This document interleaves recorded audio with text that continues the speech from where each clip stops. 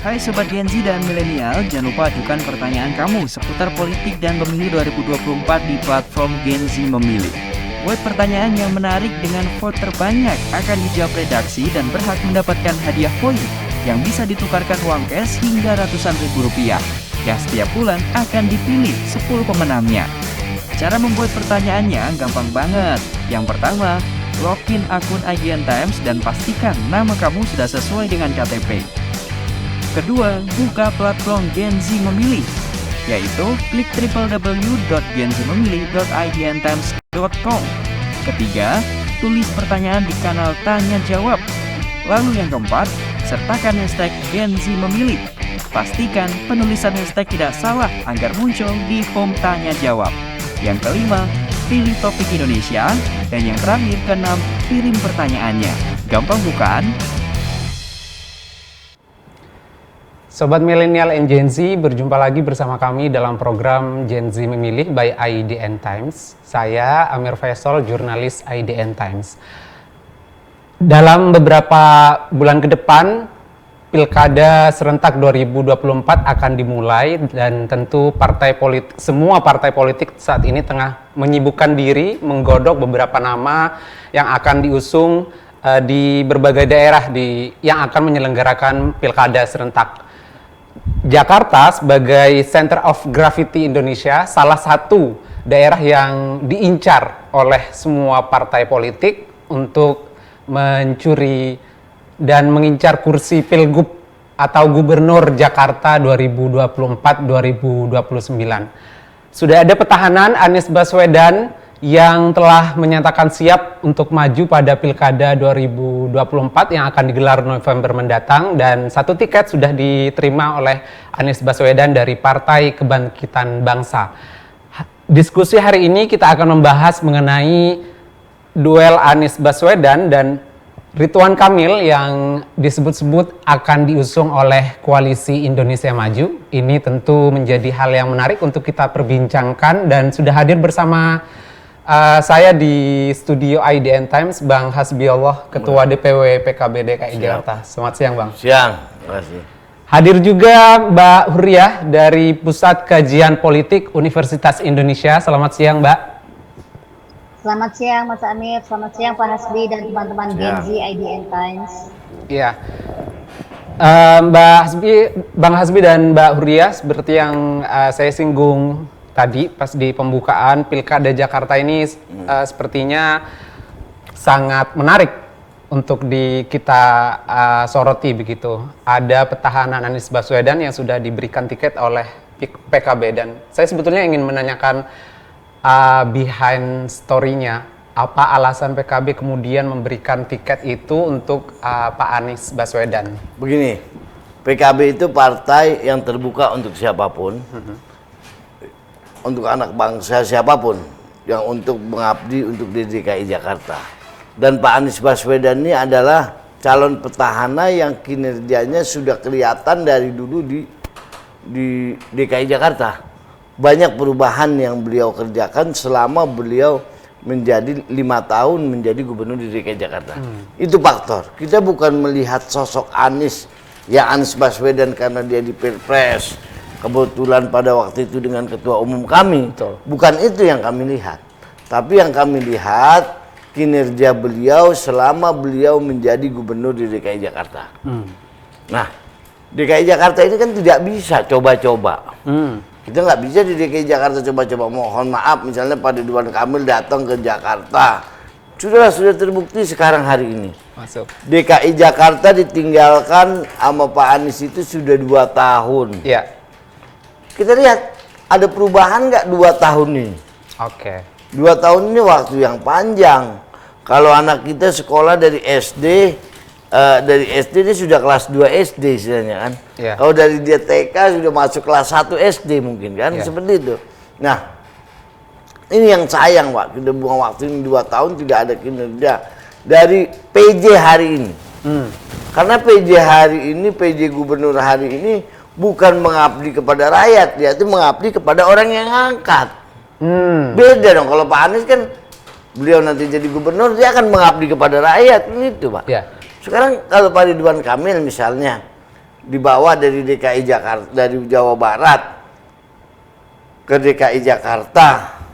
Nah ini Jakarta ini nggak boleh buat mainan, Pak. Karena Jakarta ini kan miniatur Indonesia. Coba se-Indonesia dari sekian seluruh provinsi yang ada di negara kita ini, seluruh rakyatnya ada di Indonesia. Seluruh rakyatnya ada di Jakarta. Berarti kan Jakarta ini miniatur Indonesia. Nah, miniatur Indonesia ini yang tidak kita bisa untuk buat main-main. Nggak bisa Jakarta ini percobaan. Dan yang kedua, kenapa Pilgub di DKI Jakarta ini selalu perhatian dari tokoh politik sampai tokoh nasional sampai ketua partai terus sampai warung kopi membicarakan Pilgub di DKI Jakarta. Karena kekuasaan di DKI Jakarta ini absolut. Jadi gubernur di DKI Jakarta dengan gubernur di Jawa Barat dengan gubernur di Sulawesi beda. Kalau gubernur di Jakarta, seluruh wali kota yang ada di DKI Jakarta ini seluruhnya wali kota dan bupati ya Pulau Seribu, semuanya yang milih gubernur. Jadi gubernur di DKI Jakarta ini mengurus dari gedung pencakar langit sampai WC-nya diurus. Nah, kalau wilayah-wilayah lain kan tidak, ada pembagian wali kota dibagi sana, SD misalnya sekolah SD, SMP, itu gubernur nggak bisa ngurus, yang ngurus wali kota atau bupati. Bang Hasbi, tapi bukankah ini bentuk transaksional PKB kepada Pak Anies karena PKB pada pemilu 2024 kemarin mendapatkan kotel efek dari Pak Anies. Kursi di DPRD bertambah akibat pencalonan Pak Anies dan Gus Muhaimin misalnya. Apakah ini bentuk dari politik transaksional PKB dan Pak Anies ataukah seperti itu atau bagaimana? Ya tidak ada transaksional. Transaksional kalau kita katakan transaksional kita dapat uang, dapat sesuatu. Hari ini kita mengusung Pak Anies tidak mendapatkan sesuatu, dan nggak dapatkan apa-apa. Yang kita dapatkan, yang kita inginkan, transaksi saya dengan Pak Anies, satu, bagaimana Pak Anies bisa merapikan Jakarta. Kedua, yang sangat perhatian PKB, yaitu masyarakat menengah ke bawah. Bagaimana Pak Anies bisa membantu masyarakat menengah ke bawah. Salah satu contoh, pada zaman Pak Anies dulu itu nggak ada, Pak, yang namanya buat lansia. Itu terlambat. KJP hari ini belum cair, terlambat. Itu ya, transaksi PKB untuk masyarakat, untuk rakyat. Karena PKB DKI sadar bahwa bosnya PKB di DKI Jakarta itu adalah rakyat. Jadi intinya Anda mau mengklaim bahwa politik yang diusung oleh PKB ini substansial untuk kepentingan masyarakat Jakarta pada umumnya gitu. Ya kalau saya berpikir untuk transaksi materi atau yang lainnya atau kekuasaan, kita dukung ikut Kim selesai, Pak. Karena yang berkuasa Kim. Ngapain ikut Pak Anies? Kan seperti itu. Jakarta tidak boleh dicoba-coba. Mbak Hurriah, ini sudah disinggung oleh Bang Hasbi tadi. Duel Pak Anies dan Pak RK yang disebut-sebut sekarang lagi digodok juga oleh Koalisi Indonesia Maju. Ini bagaimana nih kans dari Pak Anies sendiri kalau ditantang oleh Pak RK sendiri untuk memenangkan Pilgub Jakarta 2024? Bagaimana analisa Anda, Mbak?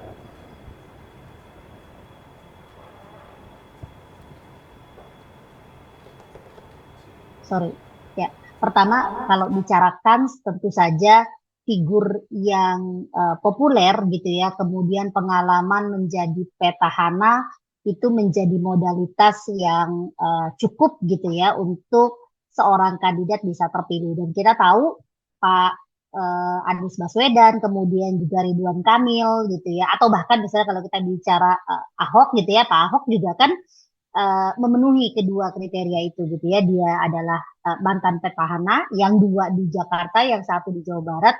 Kemudian yang satu lagi faktor berikutnya adalah soal popularitas gitu ya, yang memang tinggi. Dan saya sepakat memang posisi Jakarta ini menjadi sangat signifikan gitu ya, karena kan dia menjadi epicentrum politik gitu ya. Semua sorot lampu tuh ada di Jakarta gitu ya. Apalagi kemudian keberhasilan misalnya ya partai politik untuk memenangkan seorang calon atau termasuk ya keberhasilan seorang calon untuk memenangkan pilkada di Jakarta itu punya pengaruh yang besar gitu ya, bukan hanya pilkada Jakarta itu bukan hanya sekedar pemilu lokal gitu ya, buat si apa namanya kandidat dia bisa menjadi tangga eskalator gitu ya, yang lebih cepat untuk naik ke jenjang berikutnya yaitu presiden gitu ya. Kemudian untuk partai politik juga tentu saja ada harapan bahwa ada semacam efek apa ya kolateral gitu ya, efek ikutan gitu bahwa keberhasilan di Jakarta dia akan mempengaruhi pada daerah-daerah lain. Dari mulai polanya, strategi kampanyenya dan seterusnya gitu ya. Jadi itu yang menurut saya menjadi hal yang pasti dipertimbangkan gitu oleh kandidat maupun juga oleh partai politik. Nah, tetapi sebelum bicara soal apakah peluang menangnya memang besar gitu, saya ingin mengingatkan juga ya kepada teman-teman ya. Pertama, volatilitas pemilih di Jakarta itu sangat tinggi gitu ya. Jadi pemilih Jakarta ini pemilih yang paling sulit dipegang sebenarnya gitu ya. Mudah sekali berubah-ubah, tidak pernah bisa diduga. Petahana ya ketika maju lagi di Jakarta itu kan riwayatnya tuh selalu kalah gitu ya. Pak Ahok ketika maju lagi kalah. Pak Fauzi Bowo waktu itu juga ketika maju lagi kalah gitu. Jadi maksud saya adalah belum tentu juga gitu ya, nggak ada jaminan misalnya ya calon petahana ketika maju udah otomatis akan menang gitu. Karena tadi ya soal volatilitas yang sangat tinggi. Ini juga kemudian akan sangat terkait dengan kemampuan partai gitu ya menyusun strategi, membangun gagasan. Ini yang saya kira hal yang agak apa namanya hilang gitu ya dari perbincangan politik kita hari ini ketika ngomongin pilkada DKI Jakarta. Yang dibicarakan cuma bicara Anies, bicara siapa Ahok, bicara Ridwan Kamil gitu ya, bahkan juga bicara Kaisang. Tapi kita tidak pernah bicara gagasan. Mungkin itu bisa berhasil ya dalam konteks daerah-daerah lain, tetapi kalau masuk ke Jakarta tidak membawa gagasan apapun gitu ya, atau tidak ada gagasan yang diusung sedari awal, menurut saya akan berat gitu ya untuk calon maupun juga untuk partai politik memenangkan pilkada Jakarta 2024. Begitu Mas Amir. Oke, dan ini juga menjadi tantangan besar juga bagi petahanan Pak Anies karena lawannya adalah Pak RK, bukan hal yang mudah untuk ditaklukkan karena di belakangnya ada Kim plus satu. Plus satu ini yang harus kita garis bawahi ada Pak Jokowi misalnya. Nah ini bagaimana PKB melihat ini? Apakah sebagai obstacle yang sangat besar atau seperti apa Bang Hasbi? Begini, menurut saya Mas, kita tidak khawatir. Tadi betul apa yang dikatakan oleh Bu Huria. Ya. Bahwa Pak Anies datang ke Jakarta, calon petahana ingin kembali ke Jakarta membawa gagasan. Oke. Gagasan untuk masyarakat Jakarta. Bukan hanya soal karena di wilayah sana sudah populer, di Jawa Barat atau di Jawa Timur atau di Sulawesi sudah populer, karena kepentingan sesuatu dibawa ke DKI Jakarta. Ya. Berarti ini kan coba-coba. Kalau Mas Anies ini kan enggak. Mas Anies gagasannya sudah jelas, kinerjanya sudah jelas. Nah, andai kata tadi Mas sampaikan ada Kim, ada Pak Jokowi. Masyarakat Jakarta betul yang dibilang Bu Huria. Bahwa di DKI Jakarta itu tidak bisa. Pada waktu itu tahun 2017 misalnya, Pak Ahok itu kurang apa kuatnya, Pak? Pak Jokowi ada di situ. 2012 Pak Prabowo pada waktu itu presidennya SBY. Ya. SBY didukung, bahkan Pak Prabowo didukung oleh Pak Fauzi Bowo didukung oleh Demokrat pada waktu itu. Ya. Toh kalah. Jadi kekuasaan tidak bisa, pemilih di DKI Jakarta tidak bisa kita samakan dengan pemilih-pemilih daerah lain. Dalam artian apa? Pemilih di DKI Jakarta ini relatif sudah pintar, sudah mengerti. Jadi misalnya, berapa banyak caleg-caleg kemarin kita pemilihan DPR RI, DPRD yang keluar uang, keluar sembako, keluar tidak terpilih. Ya. Kok PKB yang miskin, yang apa adanya, alhamdulillah terpilih. Ini kan berarti masyarakat di DKI Jakarta itu tidak melulu harus dengan kekuasaan tidak, karena pemilih di DKI Jakarta ini pintar. Iya, oke. Tingkat popularitas kedua calon kandidat ini kan juga sangat besar ya, Bang Hasbi. Nanti saya juga mau minta analisa dari Mbak Huria. Baik Mas RK dengan Mas Anies ini popularitasnya juga sangat tinggi. Indikator itu apakah juga yang diperhitungkan juga oleh PKB sendiri sebagai partai yang pertama mengusung? Jadi begini, sebelum kita mencalonkan Pak Anies, mendeklarasikan Pak Anies menjadi menjadi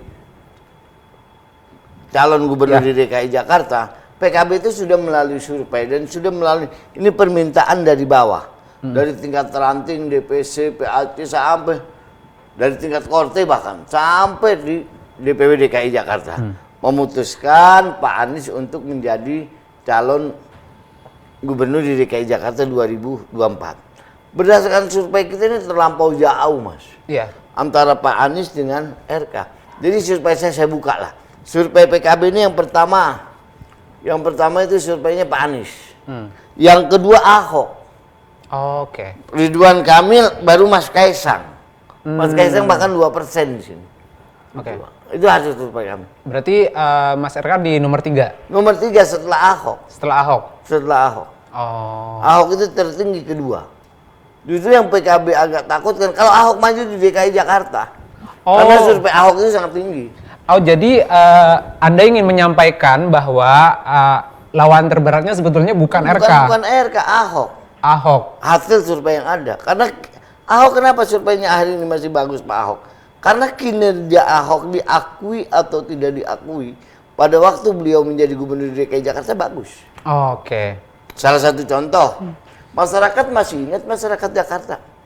Dulu untuk pajak, ada keringanan pajak yang rumah kurang dari sekian meter, pajak kurang dari 2 miliar, tidak ada pajak. Itu kan dia Pak Ahok. Kali-kali bersih, macam lurah-lurah, pelayanan lebih bagus, kan seperti itu. Nah itu masyarakat masih ingat di situ. Jadi makanya wajar kalau hari ini survei Pak Ahok itu lebih besar daripada survei Ridwan Kamil, karena Pak Ridwan Kamil belum pernah turun di DKI Jakarta. Oke, menarik ini Mbak Huria. Saya ingin minta analisa Anda. Saya ingin merefer ke pertanyaan tadi yang saya sampaikan. Popularitas dari kedua kandidat ini masih sangat kuat di media sosial, baik RK ataupun Pak Anies. Tapi ternyata dari PKB sudah menegaskan diri bahwa lawan terberatnya sebetulnya bukan Pak RK, tapi Pak Ahok sendiri. Nah, kalau dari Mbak Huria melihat ini seperti apa? Berdasarkan survei kami ya? Iya, survei internal ya Bang ya? Survei internal begitu. Silakan Mbak. Ya, kalau bicara secara statistik memang iya ya kalau melihat dari hitungan sekarang. Tapi saya melihat begini, pertama ya hasil survei itu kan lebih berfungsi pada 2 hal ya. Dia mengukur popularitas dan elektabilitas kandidat, gitu ya. Dan popularitas ini sangat dipengaruhi gitu pada sejauh mana kandidat tersebut misalnya ya mampu melakukan exposure diri kepada publik. Atau sebaliknya misalnya exposure media kepada kandidat tersebut. Kita tahu misalnya waktu Pak Jokowi gitu ya baru pertama kali datang ke Jakarta kan orang nggak ada yang kenal, tapi karena exposure media begitu besar pada Pak Jokowi popularitasnya meningkat gitu. Jadi popularitas itu sebenarnya sesuatu yang bisa diupayakan gitu ya. Semakin sering namanya muncul di media maka peluang untuk meningkatkan popularitas kandidat itu semakin besar gitu. Tapi jangan salah juga bahwa popularitas itu tidak melulu ya sejalan dengan elektabilitas gitu ya. Kita bisa lihat misalnya pengalaman di pemilu dan pilkada sebelumnya. Nah, yang kedua fungsi survei ini yang menurut saya ya kenapa kemudian kok opsinya gitu ya kalau kita bicara soal persaingan yang sangat ketat antara Anies dan Ahok gitu ya. Fungsi survei yang kedua menurut saya adalah dia menjadi bahan masukan bagi partai politik gitu ya dalam menyiapkan jagoannya, dalam menyiapkan kandidat yang akan dia usung gitu. Nah, realitasnya nih dalam politik di Indonesia, pertama, partai itu punya kewenangan yang besar, bahkan mungkin absolut gitu ya dalam menentukan siapa yang akan mereka usung dalam pemilu atau pilkada. Nah, kewenangan besar partai ini ya diperkuat dengan ketentuan dan aturan main gitu ya, atau undang-undang pemilu gitu ya, bahwa partai itu adalah satu-satunya gitu ya yang bisa mencalonkan pasangan gitu ya di dalam pemilu. Jadi ini menjadi masukan buat partai. Nah, tapi boleh jadi ya keputusan yang akan diambil oleh partai ya itu bisa sejalan atau bisa tidak sejalan gitu ya dengan pilihan atau pasangan atau nama-nama gitu ya yang dimasukkan di dalam survei tadi gitu loh. Jadi ini yang menurut saya perlu diperhatikan. Contoh misalnya ya kan, beberapa partai termasuk PDIP misalnya kalau saya lihat gitu ya, itu kan karena keputusan absolut penentuan kandidat itu ada pada Bu Megawati gitu ya, ketua umum, jadi akan sangat tergantung tuh. Misal kalau popularitasnya tinggi, elektabilitasnya tinggi, tapi kalau partai nggak mau mencalonkan, mau bagaimana gitu ya.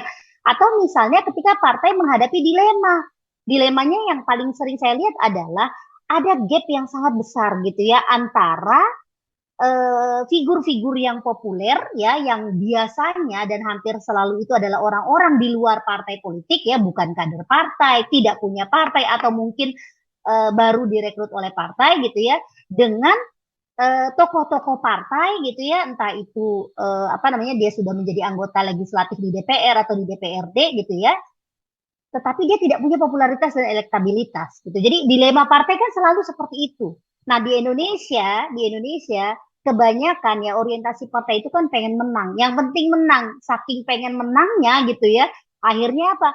Partai seringkali lebih mengutamakan atau lebih menjadikan survei itu sebagai bahan referensi untuk memilih kandidat gitu ya, alih-alih misalnya menyiapkan jagoannya sendiri gitu. Jadi kan akhirnya pusing gitu ya, masing-masing berburu calon-calon yang populer tapi bingung dengan pasangan yang mau dicari gitu. Akhirnya kan modelnya kawin paksa terus ya Mas ya. Bahkan kalau kita baca di media misalnya ada ide gitu ya soal kawin paksanya Anies Baswedan dengan Ahok misalnya gitu ya. Karena dianggap dua-duanya tinggi, kalau digabungkan maka hitung-hitungan kumulatifnya gitu ya, dia akan meningkatkan. Belum tentu seperti itu menurut saya gitu. Jadi ini kita perlu melihat tadi ya, dilema antara melihat pada hitungan statistik yang sebenarnya dia bisa dibangun gitu ya, atau melihat pada kesamaan ide, kesamaan gagasan gitu ya, dan keberlanjutan pemerintahan sebenarnya yang menjadi prioritas partai politik. Nah, ini yang kayaknya Pak Hasbi yang bisa jawab gitu ya. Sebenarnya apa sih motivasi utama gitu ya dari partai ketika memilih calon gitu loh. Kenapa harus melihatnya pada orang di luar partai? Kenapa harus cari orang yang tidak punya partai politik? Bagaimana kemudian gitu ya memastikan bahwa kepentingan partai dengan kepentingan si kandidat itu yang asal dari luar partai itu bisa sejalan. Nah, itu yang menurut saya menjadi sangat penting gitu. Boleh orientasinya itu adalah memenangkan pemilu, memperhatikan popularitas kandidat gitu ya. Tapi soal kesesuaian gitu ya antara platform partai, ideologi partai gitu ya dengan program kerja kandidat dan apa yang mau diusung politik gagasannya itu juga harus diperhatikan menurut saya. Dan sepertinya PKB sudah tidak dilema ya dalam hal ini kalau kita menyinggung. Tapi ini udah masih di tingkat DPW Bang. Kalau di DPP sendiri seperti apa? Ya info yang diterima dari DPW nanti sendiri. Kita akan ajukan semua surat yang kita sudah deklarasikan, sudah proses yang sudah dilalui di DPW dari tingkat PAC sampai tingkat DPW. Betul. Sudah kita lalui. Nanti kita akan sampaikan ke DPP. Insya Allah DPP satu sejalan dengan DPW PKB DKI Jakarta. Soal Mbak Huria tadi beliau bilang bahwa di luar partai. Toh Jokowi jadi presiden bukan di luar partai. Ahok pada waktu kita yang terpenting partai ini siapapun, kenapa PKB, saya katakan PKB partai terbuka, siapapun mau mencalonkan diri nggak ada masalah. Siapa yang bisa untuk membangun Jakarta yang lebih baik? Saya akui, misalnya saya contoh, saya sudah 15 tahun di DPRD DKI Jakarta, saya paham benar. Tapi kita tidak mampu untuk mengurus hari ini Tidak mampu kita untuk mengurus di DKI Jakarta yang keruwetannya ini Luar seperti biasa, nasional. Ya. Makanya kalau kita bisa, ada lelucon seperti ini. Bisa mengurus DKI Jakarta berarti kita bisa mengurus setengah Eropa. Ada lelucon seperti itu. Saking ruwetnya di DKI Jakarta. Salah satu contoh. Yang tadi saya sampaikan di awal bahwa Gubernur DKI Jakarta itu bukan hanya soal menang-menangan, bukan hanya soal popularitas. Di DKI Jakarta itu mampu tidak mengurus dari gedung pencakar langit sampai urusan kamar mandi. Ini kan semua diurus oleh gubernur. Nah ini yang saya katakan bahwa Gubernur DKI Jakarta ini absolut. Nah untuk hari ini, sementara ini, menurut pandangan PKB, dari bahkan kita terus terang aja di luar mungkin tanpa pantauan media, mantan gubernur itu kita datengin, Pak. Bagaimana kita datengin, bagaimana ini mengurus DKI Jakarta, bagaimana ini DKI ini kan, supaya di DKI Jakarta ini kan ada kesinambungan. Ini yang jeleknya di DKI Jakarta. Gubernur A terpilih, setelah dia kepilih ke gubernur berikutnya dia tidak teruskan program gubernur yang berikutnya. Ini terputus. Seharusnya kan politik ya. Pembangunan ini kan harus berkelanjutan. Contoh, Pak Anies selesai jadi gubernur pada waktu itu mencalonkan presiden karena masanya sudah habis tahun 2022. Program hari ini Pak Anies tidak diteruskan. Ini kan yang ruwet, Pak. Ini kritikan Anda kepada Pak Heru Budi. Iya, tidak diteruskan. Mana coba? Yang diteruskan. KJMU, KJP, contoh-contoh yang masyarakat nggak usah kita bahas Kali Ciliwung, soal kemacetan, soal banjir. Sebenarnya permasalahan di DKI Jakarta itu hanya dua kok. Banjir sampai 3. Banjir, kemacetan dan sampah. Hanya itu, nggak lebih dari itu. Polusi udara. Ini terbaru polusi udara. Seasonal yang coba bayangkan dari zaman Pak Faujibowo, zaman Pak Anies sudah diteruskan. Ide-ide Pak Faujibowo dan ide-ide Pak Jokowi yang waktu itu ITF untuk sampah, hari ini batal, diganti RDP. Ini kan semua ini yang PKB inginkan itu politik mana yang baik diteruskan. Bukan karena ego politik di seluruh ide-ide gubernur sebelumnya dihilangkan diganti ide-ide baru. Tapi kan kritikannya 5 tahun Pak Anies kemarin juga pekerjaannya nggak sebaik-baik itu juga, Bang. Banjir toh juga masih nggak terselesaikan secara menyeluruh gitu misalnya, atau misalnya sampah di IDF di Bantar Gebang juga belum selesai. Ini koreksi ya kalau misalnya saya salah. Ini juga masih banyak sebetulnya program-program yang tidak berjalan dengan lancar begitu. Apakah ini juga nanti akan dikawal oleh PKB sebagai partai pengusung atau seperti apa sih nanti PKB? Coba kita lihat kinerja Pak Anies selama 5 tahun. Kinerja Pak Anies selama 5 tahun di DKI Jakarta. Setelah Pak Jokowi, Pak Ahok, Kali Ciliwung, penurunan banjir itu berkurang. Tidak ada, nggak bisa kita ngurus di DKI Jakarta ini tidak bisa seperti Superman. 5 tahun itu selesai ya nggak bisa lah. Berkurang. Sampah juga sudah mulai berkurang. Nah, Pak Anies tinggal kambuh lagi tuh penyakit. Itu yang PKB tidak mau maksudnya. Penyakit yang sudah mulai hilang, nambah gitu loh, Mas. Cagup dari eksternal, tapi apakah PKB sendiri mempertimbangkan untuk posisi cawagupnya dari internal menyodorkan itu nggak kira-kira? Karena saya ingin mengutip pernyataan dari Pak Mas Huda, Wasekjen PKB, bahwa PKB sebetulnya menyiapkan kader internalnya. Itu siapa yang disiapkan dan itu apakah sudah disampaikan ke Pak Anies atau seperti apa dalam tanda kutip transaksionalnya itu?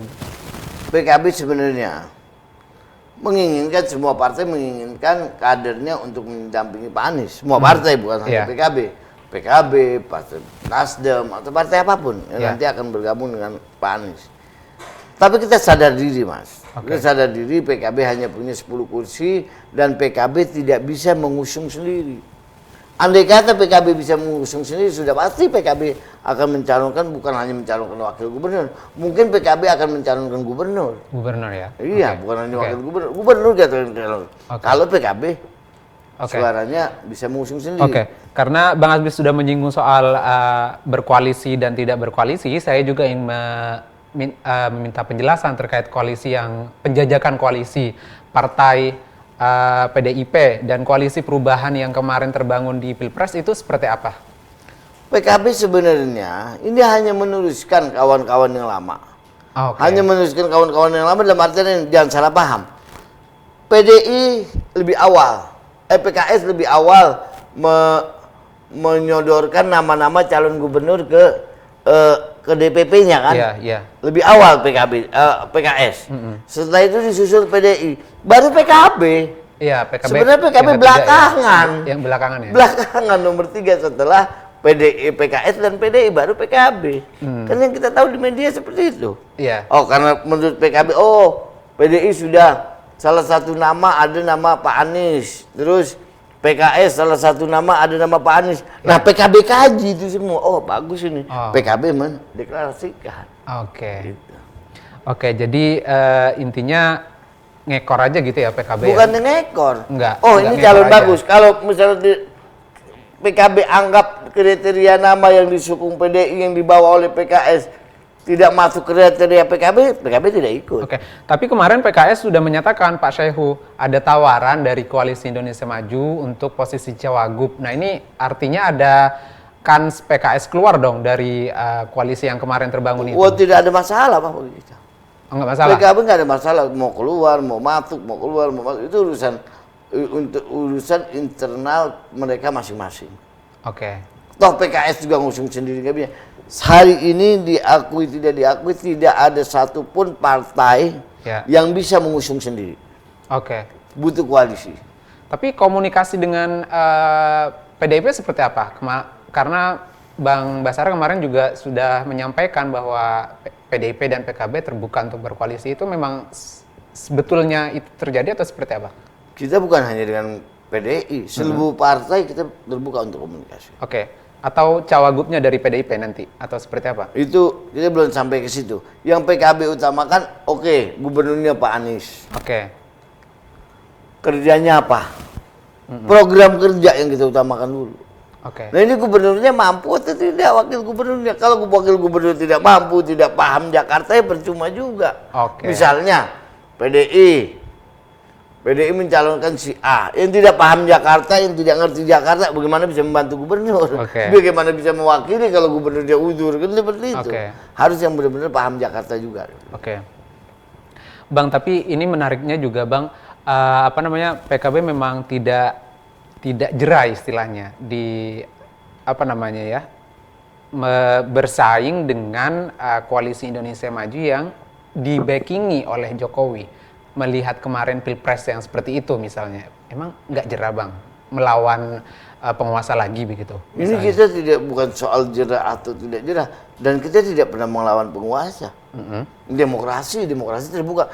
PKB tidak merasa kemarin Pilpres itu ngelawan Jokowi, tidak merasa ngelawan Prabowo, tidak.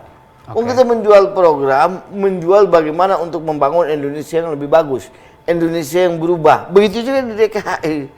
Kita tidak merasa melawan Kim, kita tidak merasa melawan Pak Jokowi. Kita akui Pak Jokowi presiden kita, pembangunannya yang bagus kita bilang bagus, yang kurang kita bilang kurang. Nggak ada. Ini tidak ada urusan soal penguasa lawan bukan penguasa, karena negara kita tidak menganut itu. Betul. Saya mungkin kalau itu klaimnya dari Bang Hasbi nggak takut, tapi saya ingin minta analisanya dari Mbak Huria ini. Kalau misalnya nanti Pak Anies resmi diusul oleh DPP PKB dan sejumlah partai misalnya Nasdem ataupun PKS dan PDIP, tapi lawannya adalah Kang Ridwan Kamil yang disebut-sebut akan diusung oleh Kim dan plus satunya Pak Jokowi. Nah, ini bagaimana Mbak Huria? Konfigurasi politik ini sangat menarik sebetulnya untuk kita telaah bersama begitu. Ya, perdebatannya kan sebenarnya sekarang di cawagupnya ya, gitu ya. Kenapa? Karena ini ya sebenarnya menurut saya ya kritik buat partai politik di Indonesia gitu ya, bahwa pertama partai itu hanya menjadi kendaraan yang demonstratif gitu ya pada saat pemilu dan pemilu kada gitu ya, tetapi tidak cukup berhasil untuk tidak disebut gagal gitu ya dalam memainkan perannya ya sebagai penyambung suara masyarakat, sebagai apa namanya penyalur aspirasi masyarakat. Akhirnya apa? Partai kesulitan nih nemuin kader-kader yang berkualitas, yang mumpuni gitu ya di lembaga legislatif gitu loh. Kan harusnya ya lembaga legislatif itu juga menjadi apa ya? Menjadi satu satu sumber daya gitu ya buat partai politik dalam menyeleksi calon-calon mereka gitu ya dalam menyeleksi kader-kader mereka yang punya track record baik, punya performa baik, punya popularitas baik ya, punya kemampuan gitu ya mengekspos dirinya secara baik di depan publik sehingga dia bisa diajukan dalam pilkada gitu. Nah, jadi ketika partai sedang berebut gitu ya memilih siapa wakilnya, saya kira problem partai hari ini pada tadi tuh kesulitan nyari calon yang mumpuni gitu loh, yang berasal dari kader-kader mereka sendiri gitu. Itu jadi PR saya kira gitu ya. Apalagi kemudian kalau misalnya hitung-hitungannya hanyalah berapa kursinya gitu misal ya kan kalau ngomongin PKS gitu ya kursinya di apa namanya Jakarta paling banyak tadi PKB bilang 10 PDIP juga mau nyalonin gitu semua kan merasa punya hak gitu ya untuk mencalonkan cawagupnya gitu ya tapi apakah kemudian cawagupnya nanti malah jadi kartu mati gitu ya nggak bisa mendongkrak elektabilitas dan popularitas apa namanya cagupnya itu yang saya kira jadi persoalan gitu. Nah, dalam konteks ini, menurut saya lagi-lagi ya, kalau kita melihat apa namanya situasinya yang dialami oleh apa namanya koalisi Indonesia Maju juga saya kira juga sama gitu ya. RK kan juga dianggap ya walaupun sekarang misalnya hitung-hitungan surveinya popularitasnya juga tinggi gitu ya, tetapi ini juga ada indikasi misalnya kalau mereka salah memilih cawagup gitu ya atau RK tidak bisa mempertahankan popularitas saya bisa saja kemudian justru malah peluangnya mengecil gitu. Jadi itu saya kira kalau bicara soal konfigurasi politik. Tapi yang ingin saya kritisi ya terkait dengan konfigurasi politik ini adalah lagi-lagi ini memperlihatkan gitu ya bahwa koalisi dalam membangun kandidat apa dalam apa koalisi di dalam pemilu atau pilkada itu selalu terbentuknya kandidat sentris gitu ya. Yang diomongin tuh adalah kandidatnya gitu ya. Jadi bukan party base gitu, bukan party base, bukan pada apa sih sebenarnya gitu ya kesamaan ideologi, platform gitu ya, gagasan yang mau diusung oleh partai-partai politik. Nah, kalau cuma berdasarkan kandidat sentris, ini menurut saya rawan pecah setelah pemilu selesai. Kita tahu misalnya pasca Pilpres kemarin ya kan, Nasdem sebagai pengusung utama begitu cepat gitu ya berubah haluan gitu ya. PKB ya sempat lah gitu ya tergoda-goda, tapi karena banyak apa namanya masukan dari publik biar istiqomah gitu ya. Nah kemudian itu bisa. Jadi ini soal rawan pecahnya. Jadi konfigurasi politik kita itu begitu mudah pecah karena apa? Tidak diikat dengan gagasan, tidak diikat dengan ideologi. Tadi misalnya Pak Hasbi bicara soal gagasan yang lebih baik. Sebenarnya gagasan macam apa yang mau diusung? Kan kita belum pernah dengar ini ya dari Pak Anies, dari Pak RK atau dari partai-partai yang ada di Jakarta gitu. Apa gagasan mereka untuk membangun Jakarta yang lebih baik? Bahwa kemudian ya di Jakarta ada standar yang lebih tinggi dalam tata kelola pemerintahan, ya saya sepakat. Itu terjadi pasca Jokowi, pasca Ahok, dan pasca Anies gitu ya. Itu kan baru kelihatan gitu. Apalagi pemilih Jakarta itu sangat kritis. Warga Jakarta sangat kritis gitu ya. Semua hal dipersoalkan gitu. Jadi kalau misalnya partai saat ini ya, partai-partai yang ingin mengusung calon cuma sibuk bicara tentang siapa dipasangkan dengan siapa gitu ya, lalu bicara tentang politik gagasan masih sangat abstrak gitu, cuma soal Jakarta lebih baik, tapi visinya tidak kelihatan jelas gitu ya, programnya belum ketahuan apa. Saya agak pesimis gitu ya bahwa kemudian calon petahana sekalipun gitu ya, orang yang populer sekalipun akan bisa memenangkan Jakarta. Saya mau ambil contoh lagi nih Mas Amir ya. Jokowi waktu itu kan belum dikenal sama sekali ya kan oleh pemilih di Jakarta.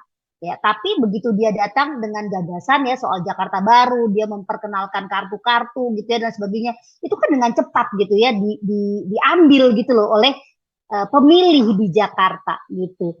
Nah, gagasan ini yang menurut saya hari ini harusnya partai politik di Jakarta bicara soal itu gitu. Sambil memilih calon, sambil bicara tentang apa yang menjadi politik gagasannya partai-partai gitu. Sehingga kalau itu udah ketemu, mereka bisa berkoalisi dengan siapapun, itu menurut saya nggak ada masalah gitu ya.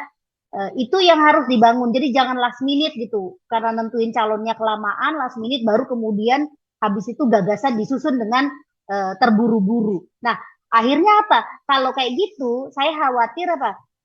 Partai politik dan kandidat akan menggunakan strategi-strategi populis gitu ya, hanya demi memenangkan pemilu karena terlambat membangun agenda kerja, membangun gagasan-gagasan untuk perbaikan kota Jakarta begitu. Jadi kritikan Anda saat ini partai politik masih sibuk menyusun konfigurasi politik ya, dan mengenyampingkan gagasan yang akan mereka bawa itu ya, Mbak Huriah ya? Ya, saya kira begitu Mas Amir. Oke, nah ini tapi saya juga ingin menarik tadi disampaikan Cawagup juga menjadi hal yang penting selain gagasan untuk diperhatikan ya bagi kandidat-kandidat yang akan maju, baik itu Pak Anies dari Petahanan dan Mas RK dari yang akan melawan begitu. Nah ini sebetulnya posisi Cawagup ini seberapa penting dalam sebuah kontestasi politik di pemilu ataupun di pilkada misalnya? Menurut saya ya, Cawagup itu bisa menjadi penting, tapi juga menjadi tidak terlalu penting. Ya, dia menjadi tidak terlalu penting ketika calon gubernurnya atau calon kepala daerahnya sudah punya popularitas yang sangat tinggi gitu ya. Jadi ibaratnya gini, mau dipasangin sama sendal jepit sekalipun juga bakalan menang, kira-kira kayak gitu ya. Nah, tetapi kalau kemudian calon kepala daerahnya popularitasnya misalnya masih di bawah 50%, maka pasangan dia akan sangat menentukan gitu ya. Tapi tentu saja harus juga diperhatikan soal bagaimana strategi mobilisasi sumber daya gitu ya. Strategi kampanyenya seperti apa itu juga akan turut menentukan gitu. Nah, bicara hari ini ya, Pak Anies saja sebagai petahana. Kalau kita mau merefleksikan seperti apa suara Pak Anies di Jakarta, kita gampang aja melihat aja kemarin Pilpres. Berapa sih suaranya Pak Anies? Gitu ya, di Jakarta. Karena kan suaranya Pak Anies itu banyak sekali terkonsentrasi di daerah-daerah urban gitu ya, perkotaan kan kemarin di Pilpres itu gitu. Jadi kalau saya melihat hari ini, meskipun misalnya bicara Pak Anies ya banyak kemajuan yang dilakukan gitu ya di Jakarta, dan orang kemudian bisa melihat kontrasnya gitu ya ketika kemudian Anies selesai lalu digantikan oleh gubernur penjabat gubernur, kan kontrasnya kelihatan. Tapi belum tentu juga Pak Anies punya kans tinggi gitu ya untuk meningkatkan popularitasnya karena divided society-nya gitu ya, masyarakat yang terbelah pasca pilkada 2017 itu kan masih sangat terasa sebenarnya gitu. Bahkan kalau kita bicara lagi-lagi nih ya, salah satu kritikus terbesar Pak Anies itu kan PSI ya. PSI walaupun di Pilpres kemarin mendapatkan sentimen negatif yang luar biasa, tetapi dia di Jakarta masih tetap bisa mempertahankan sebenarnya gitu ya dukungan yang cukup signifikan gitu ya dari pemilih. Nah itu yang saya kira perlu dilihat tuh seperti itu gitu loh. Balik lagi kepada popularitas dan itu sebabnya ya perlu berhati-hati sekali, perlu melihat lagi gitu ya sejauh mana faktor Cawagup ini bisa mendongkrak suara cagup yang akan diusung gitu. Huriah, kemarin PKS itu kan sudah memberikan sinyal bahwa mereka sudah mendapatkan tawaran dari Koalisi Indonesia Maju untuk posisi Cawagup. Yang saya ingin tanyakan, apakah migrasi PKS ini, potensi migrasi PKS ke Koalisi Indonesia Maju ini bisa menjadi obstacle bagi Pak Anies karena konstituen mereka juga akan ikut pindah bersama PKS, atau seperti apa nih sehingga menjadi ancaman juga bagi Pak Anies untuk memenangkan pilkada di November mendatang begitu? Ya, potensi tergerusnya suara Pak Anies ya kalau PKS itu pindah itu memang ada gitu ya dan bisa jadi cukup besar. Kenapa? Karena PKS itu kan punya kader, punya simpatisan yang apa namanya relatif loyal gitu ya. Dia punya loyal simpatisan, mobilisasi politiknya juga dalam pemilu juga diakui oleh banyak pihak gitu. Itu bisa jadi tantangan. Tetapi saya juga nggak sepenuhnya gitu ya apa namanya yakin bahwa pindahnya PKS itu akan menggerus suaranya Pak Anies. Jangan-jangan ya, jangan-jangan nih justru malah suaranya PKS yang tergerus. Kenapa? Karena eh, kenaikan suara PKS di 2024 kemarin ya pada saat pileg itu kan salah satunya ya diyakini adalah pandangan masyarakat gitu ya bahwa PKS ini bisa menjadi alternatif. PKS dianggap sebagai partai yang cukup konsisten gitu ya untuk berada di luar pemerintahan, untuk menyuarakan hal-hal yang sifatnya dianggap lebih kritis gitu ya menjadi oposisi politik ya walaupun istilah itu nggak tepat gitu ya untuk konteks Indonesia. Jadi itu sebenarnya menjadi nilai lebihnya PKS di mata pemilih yang di luar kader dan simpatisan loyal.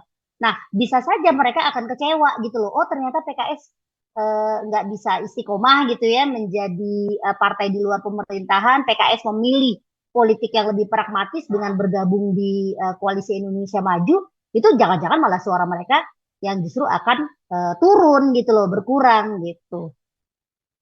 Apakah ini juga, saya ingin meminta tanggapan juga ke Bang Hasbi, apakah di tingkat partai juga sudah melakukan istilahnya konsolidasi antar partai untuk, karena selama ini PKS mau mengusung Pak Anies dengan syarat mereka mendapatkan posisi cawagup, semua partai sepertinya hal seperti itu yang dilakukan. Nah ini komunikasinya seperti apa memang Bang di tingkat DKI mungkin ya, mewakili Bang Hasbi di tingkat DKI? Saya rasa begini, kita belum sampai untuk membahas cawagup, belum sampai terlalu jauh untuk membahas cawagup. Yang PKB bahas hari ini apa nanti antara gubernur dengan calon gubernur yang akan datang ini benar-benar memahami Jakarta. Ngerti Jakarta. Jakarta ini kan ada, nggak perlu saya sebutkan, dipimpin sekarang ini kan amburadul Pak. Nggak bisa Jakarta ini soal kepemimpinannya seperti ini nggak bisa. Nah ini jangan sampai terulang hal seperti ini. Makanya PKB hari ini belum bicara soal siapa yang dapat cawagup dari partai mana, dari partai ini. Belum sampai ke situ. Pasti kita akan sampai ke situ nanti. Nah kita PKB konsen hari ini fokus, Pak Anies dulu nih gubernur.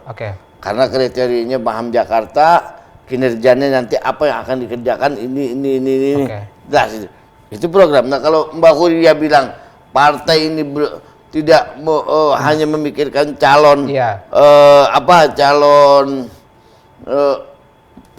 kandidatnya aja, tidak memikirkan kinerja. Mungkin ini kan biasanya pengamat ini kan teori-teori aja kan, tidak tahu di dalamnya kan, tidak tahu di dalamnya kinerja partai, tidak tahu di dalamnya kinerja. Coba bayangkan Pak, kita buat masyarakat apa yang kita kerjakan itu kan jelas. Ini A, B. Kita sudah bilang Pak Anies, ini harus diteruskan kerjaan ini, misalnya sampah, misalnya ini banjir harus diselesaikan, misalnya ini program manah dulu. Yang mesti diselesaikan. Nah yang PKB ini kan yang PKB inginkan hari ini dan mungkin dengan partai-partai yang lain, bagaimana kinerjanya itu jelas. Kita nggak boleh antipati dengan Orde Baru misalnya, nggak boleh dengan Pak Harto. Pak Harto itu bagus. Pak Harto dulu punya ada Repelita 1, Repelita 2, Repelita 3, terus kan ada seperti itu. Nah ini di DKI Jakarta ini tinggal landasnya ini kapan? Itu yang PKB pikirkan hari ini. Makanya PKB sebenarnya malas kalau kita bicara soal siapa wagubnya, wakilnya siapa. Kita Pak Anies mampu tidak? Jadi sebelum Pak Anies PKB, DPW PKB mendeklarasikan Pak Anies jadi calon gubernur dari PKB yang dideklarasikan oleh DKI, kita sudah beberapa kali bertemu dengan Pak Anies, Pak, di DKI Jakarta menurut pandangan PKB ini. jelas gitu loh. Oke. Ini yang perlu Pak Anies selesaikan. Mampu tidak Bapak dalam jangka waktu sekian, misalnya dulu pada tahun 2012, Pak Fauzi Bowo pada waktu itu berganti Pak Sutioso, mampu nggak meneruskan busway? Busway ini harus jalan bagaimana? Banjir kanal barat, kanal timur untuk yang mengitari Jakarta itu, nah bisa nggak menyelesaikan nih? Itu, nah ini kan yang seperti ini kita tidak bicarakan ke publik.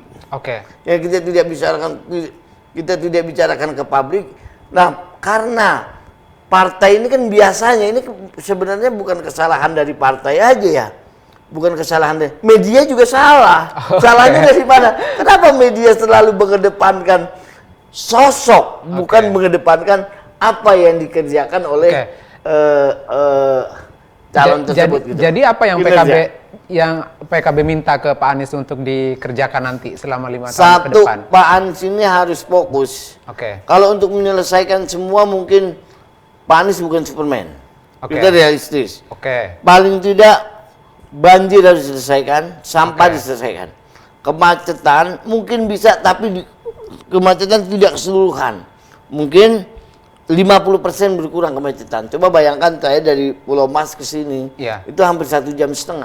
Tambah lagi tadi ada salah satu partai ada yang demo lebih lama lagi, coba bayangkan. Ini karena ini isu-isu yang klise yang tidak pernah terselesaikan. Nah itu, nah PKB minta diselesaikan. Apa mungkin menyelesaikan secara tuntas? Tidak mungkin. Siapapun gubernurnya, siapapun wakil gubernurnya tidak akan mampu menyelesaikan secara tuntas. Di DKI Jakarta Bim Salabim selama 5 tahun tidak banjir, nggak mungkin Pak. Selama 5 tahun tidak macet, bukan banjir, nggak mungkin mampu. Nggak mungkin mampu. Sekelas Eropa aja nggak mampu, apalagi negara kita kan. Nah, dengan SDM yang ada, dengan kualitas, yang pertama kali saya katakan kepada Pak Anies pada waktu itu, SDM-nya SDM mental. Mental pegawai negerinya, PNS, mental PNS itu yang perlu dirapikan. Nah itu yang harus dirapikan. Nah kalau sudah mentalnya kuat, insya Allah akan berkurang problem-problem di DKI Jakarta.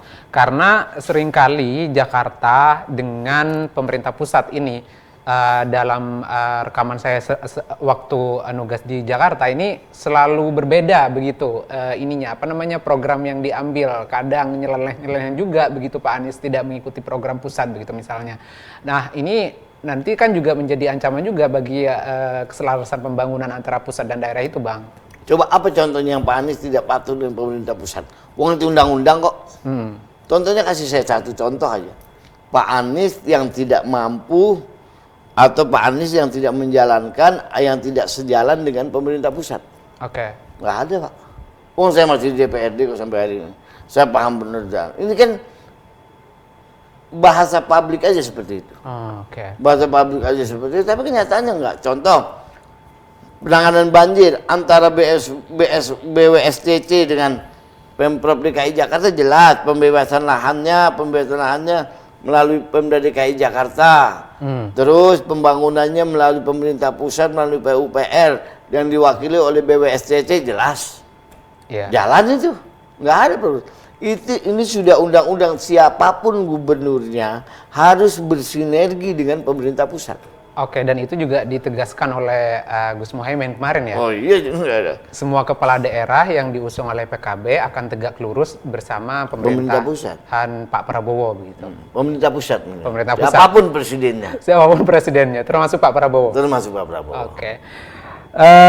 Tapi Bang, publik tetap menanti Bang soal Pak Anies harus berpasangan dengan siapa. Mas RK harus berpasangan siapa, ini kan juga menjadi perhatian juga yang harus dipertimbangkan dari PKB sebetulnya. Nah, mungkin bisa dibocorkan juga sekarang gitu. Memang kita PKB belum sampai ke arah itu. PKB belum sampai ke arah kalau misalnya soal mau saya juga mau Pak jadi wakil gubernur. Kalau soal mau yang Mbak Huria, saya juga mau kalau jadi wakil gubernur. Tapi kan ini persoalannya mampu atau tidak bersinergi dengan gubernur. Jangan sampai gubernurnya jalan ke kanan, wakilnya jalan ke kiri. Ini seperti itu. Oke. Ini kan satu kesatuan, harus satu irama kan. Oke. Harus seirama antara pemerintah pusat dan pemerintah Iya, daerah. antara gubernur dan wakil gubernur. Berapa banyak bupati-bupati, wali kota. Ada tuh di wilayah mana itu sampai wakil wali bupati mukul wakil bupatinya. Ini kan karena diawali bukan karena hanya melihat elektabilitas, tidak melihat program apa yang harus dikerjakan. Betul apa yang dikatakan Mbak Bu Ria ini. Betul apa yang dikatakan Ibu bahwa harus program dulu diutamakan, baru sosok. Termasuk apakah akan melanjutkan program perubahan yang kemarin akan digagas di Pilpres dan gagal untuk dilanjutkan karena tidak kalah di Pilpres kemarin, atau seperti apa, Bang? Program yang beda di Pilpres itu kan program pemerintah pusat nasional. Ya. Ini kan skupnya kecil, lebih kecil, yaitu skup DKI Jakarta, beda. Permasalahan di DKI Jakarta pendidikan sudah jelas diteruskan, program kesehatan sudah, dan itu sudah kita sampaikan semua ke Pak Anies. Jadi sebelum kita mengadakan di waktu saya deklarasi dengan Pak Anies bahwa Pak Anies menjadi menjadi calon gubernur dari PKB, sebelum itu kita katakan ini visioning PKB. Okay. Visioning di PKB untuk DKI Jakarta. Mampu nggak Pak Anies mengerjakan hal ini? Beliau berkata, mampu, silakan. Kita dukung. Andai kata Pak Anies pada waktu itu, di waktu PKB menyampaikan visioning Jakarta tidak mampu, maka kita tidak akan berikan rekomendasi kepada Pak Anies. Oke, artinya fit and proper test itu tidak hanya dilakukan secara formalitas karena Pak Anies, dan memang itu betul-betul dilakukan oleh kita oleh lakukan PKB. Siapapun. Visioning Jakarta. Visioning PKB untuk Jakarta dan Pak Anies ya. Mbak Ria, saya ingin menanyakan sebetulnya kenapa Jakarta ini masih seksi padahal sudah tidak lagi menjadi ibu kota negara begitu ya ke depan ini, dan positioning Jakarta ini ke depan tetap masih menjadi incaran bagi semua partai politik. Kenapa itu masih terjadi, Mbak Ria? Kalau dari pandangan Anda seperti apa begitu?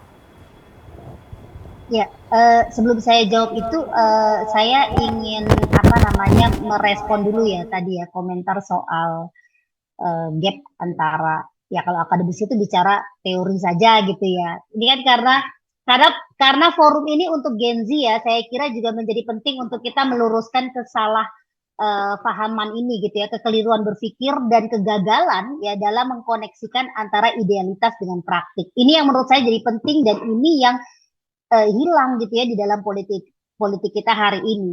Kalau kita bicara teori itu berguna untuk memberikan guidance bagaimana politik harus dijalankan. Ketika kita bicara politik gagasan dan politik programatik, itu adalah manifestasi gitu ya dari bagaimana teori merumuskan soal demokrasi deliberatif yang harusnya dijalankan dan good governance akan seperti apa. Kalau soal cuma yang penting adalah tahu program, kemudian bikin program ini itu tanpa ada politik gagasan di kepala, maka jadinya random gitu. Dan ketika kemudian kebijakan-kebijakan yang dibuat itu random, dia nggak bisa ditagih janji politiknya, dia juga tidak bisa ditagih akuntabilitas politiknya. Yang dibutuhkan gitu ya dari seorang pemimpin, dari seorang calon gitu ya adalah bagaimana pendekatan mereka dalam menyelesaikan masalah. Kalau kita mau melis sekian banyak masalah, itu nggak akan selesai gitu ya. Tetapi pendekatan dalam menyelesaikan masalah itulah yang menjadi daya tarik. Kita lihat di Pilpres 2024 misalnya, salah satu faktor yang membuat Anies kemudian bisa melesat gitu ya, dukungan suaranya yang tadinya dianggap underdog itu kan adalah pada politik idenya Pak Anies. Bagaimana pendekatan yang dia tawarkan gitu ya dalam menyelesaikan masalah. Sehingga Pak orang clear bisa menagih janji politik. Nah, ini soal politik ide gitu loh, bukan cuma sekedar eksekusi. Kalau cuma program ya, kita bisa ambil contoh nih misalnya ya kan, janji politik pada saat kampanye bicara bikin A, B, C, D. Tiba-tiba begitu sudah terpilih yang dia bikin lain lagi.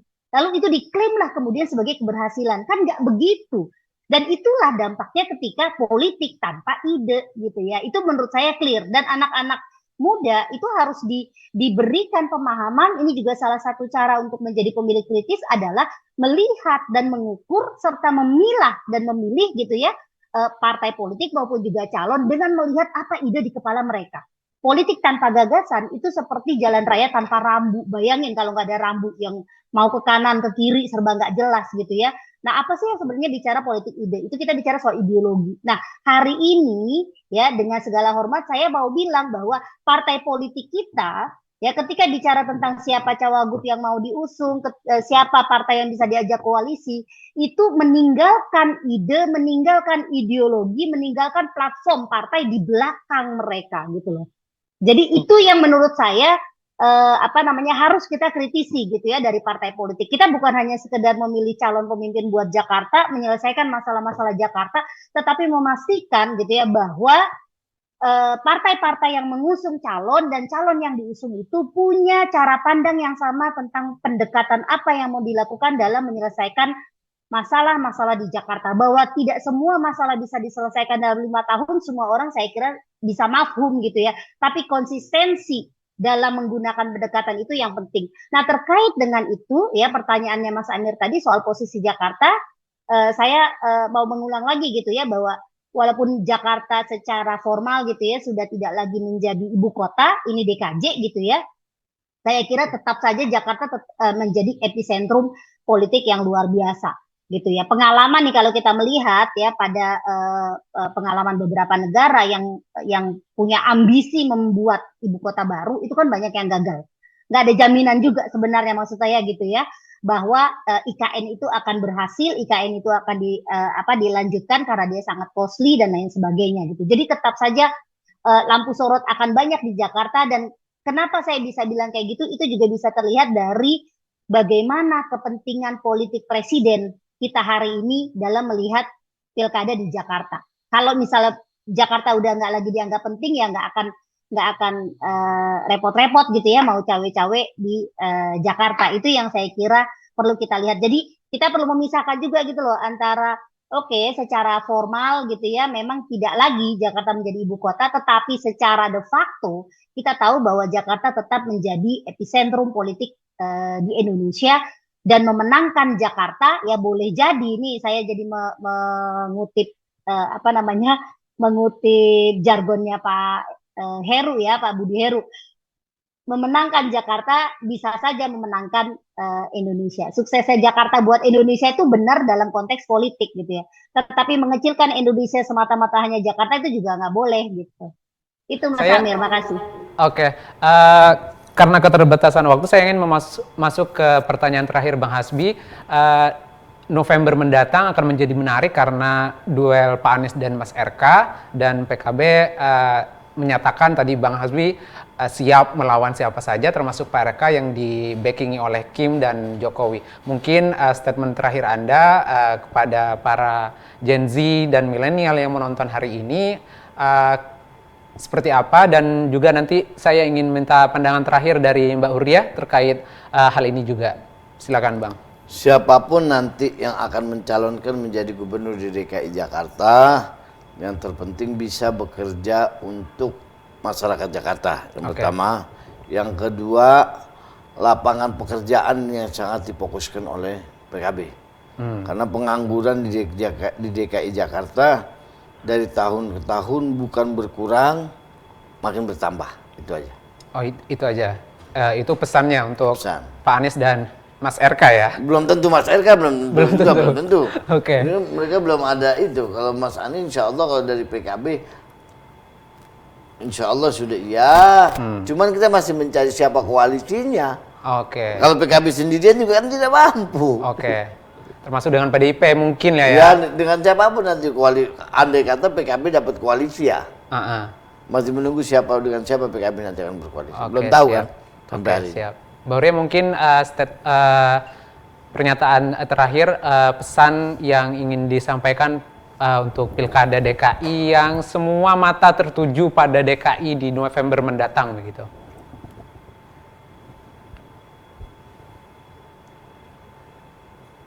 Pesan ini ingin saya sampaikan kepada pemilih Gen Z. Ya. Kenapa?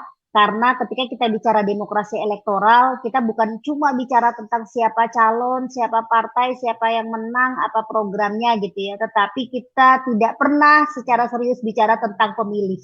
Pemilih Gen Z ini adalah salah satu segmen pemilih yang terbesar gitu ya. Dan teman-teman Gen Z perlu paham, perlu tahu, perlu sadar bahwa keputusan yang dibuat di bilik suara itu akan sangat menentukan pada bagaimana masa depan mereka, pada bagaimana kepentingan mereka dalam hal pendidikan, akses mereka terhadap pendidikan, akses mereka terhadap pekerjaan, akses mereka terhadap kesejahteraan sosial, akses mereka terhadap layanan kesehatan dan lain sebagainya gitu ya. Jadi kita masih punya waktu sampai November 2024, biarkan partai politik sibuk gitu ya, saling negosiasi mikirin siapa yang mau dicalonkan. Menurut saya kita sebagai pemilih sudah harus dari sekarang memeriksa, memilah gitu ya, dan mencari tahu siapa partai-partai di belakang para calon, bagaimana politik gagasan yang diusung oleh para calon, bagaimana konsistensi mereka dalam memperjuangkan gagasan tersebut, dan bagaimana performa serta sikap para partai politik di Jakarta dalam agenda-agenda kebijakan. Itu yang harus menjadi dasar kita untuk memilih. Karena apa?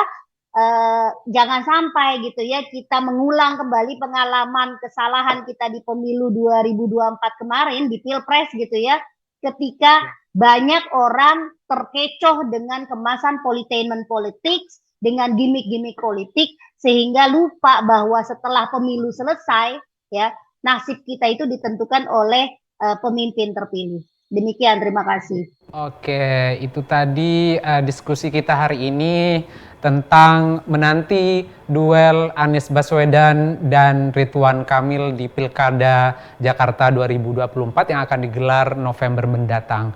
Terima kasih buat Bang Hasbi, Ketua DPW PKB DKI atas kesempatannya dan sudah hadir ke studio IDN Times. Dan Mbak Huria, terima kasih sudah di sela-sela waktu ngajarnya. Terima kasih sudah memberikan insight dan semoga ini menjadi masukan juga bagi PKB dan koalisinya nanti untuk membangun politik harus dengan gagasan. Itu Bang Hasbi catatannya dari Mbak Huria. Sobat Milenial and Gen Z, itu tadi diskusi kita hari ini. Terima kasih sudah menyaksikan Gen Z Memilih. Kita berjumpa lagi dalam program Gen Z Memilih berikutnya. Sampai jumpa.